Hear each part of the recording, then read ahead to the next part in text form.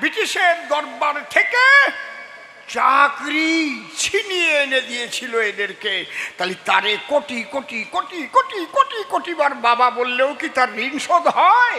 জয় জয় বাবা গুরুচাঁদ ঠাকুর, প্রেমানন্দে একবার হরি হরি বলো। হরি বল, হরি হরি বল, বল, হরি বল। এই দলিত সম্প্রদায়ের মানুষ যারা কৃষ্ণ ভক্ত হোক তারা, আমার আপত্তি নাই। রাম ভক্ত হোক আপত্তি নাই, কালী ভক্ত হোক আপত্তি নাই, অনুকূল ঠাকুরের ভক্ত হোক আপত্তি নাই, কিন্তু বাবা গুরুচাঁদ হরিচাঁদকে যদি সম্মান না করে তার মতো বেঈমান নাই এই চরাচরে। এ কথা উদাত্ত কণ্ঠে আমি বলে গেলাম সভ্য সবার ঠাই।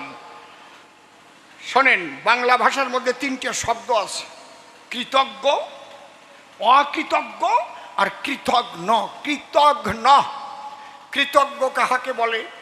উপকারীর উপকার স্বীকার করিলে। সত্যি তুমি বাবা আমার যা উপকার করেছিলে, যখন প্রথম আসলাম আমার থাকার জায়গা ছিল না, তোমার বাড়ি একটু গড়বান্ডে ছিলাম, একে বলে কৃতজ্ঞতা স্বীকার, কৃতজ্ঞ। অকৃতজ্ঞ কারে কয়? কিরে মনে পড়ে কি বেতম বাংলাদেশের থেকে আমার বাড়ি ছিল?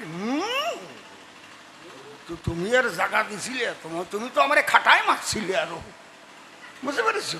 আমার যে কেন জায়গা দিছিলে তা বুঝিয়েছিলাম, বুঝলে? তোমার গরু রাখিয়ে দিছি, তোমার এই উঠোন ঝাড় দিছি, আর বাড়ি তুমি আমার করিছো।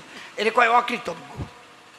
আর কৃতঘ্ন যে উপকারীর অপকার করে, স্বীকার তো করেই না, ফাঁক পেলে তার দফা সারে। এই জাতীয় মানুষ বেশি এই চরাচরে। উপকার করে দেখবেন স্বীকার করবে না, আরও অপকার করার চেষ্টা করে। ঠিক বলছি না বেঠিক বলছি? ঠিক বলছি না বেঠিক বলছি? একদিন ঈশ্বরচন্দ্র বিদ্যাসাগর বসে আছে, ওনার একজন অন্তরঙ্গ মানুষ গিয়ে খবর দিয়েছে, কি অমক কিন্তু আপনার ক্ষতি করার জন্য ঘুরে বেড়াচ্ছে। কয় দাঁড়াও আমি খাতাটা নিয়ে আসি, ও ক্ষতি করতে পারবে কিনা আমি দেখে নিচ্ছি। খাতা আনিয়ে প্রথমে কি নাম, ওই প্রথম অক্ষর দিয়ে লেখা, যেমন অসীম, অর গড়ে, বুঝেছ কি বলছি? কি নাম? ওই। কয় না, ও নাম খুঁজে পাচ্ছি না, কারণ আমি কোনোদিন ওর উপকার করিও নাই, ও আমারে অপকার করতে পারবে না। আমি যাও, যদি আমি যদি কোনোদিন ওর উপকার করতাম তাহলে বিশ্বাস করতাম যে আমার অপকার করবে না। হ্যাঁ, কায়দা আছে।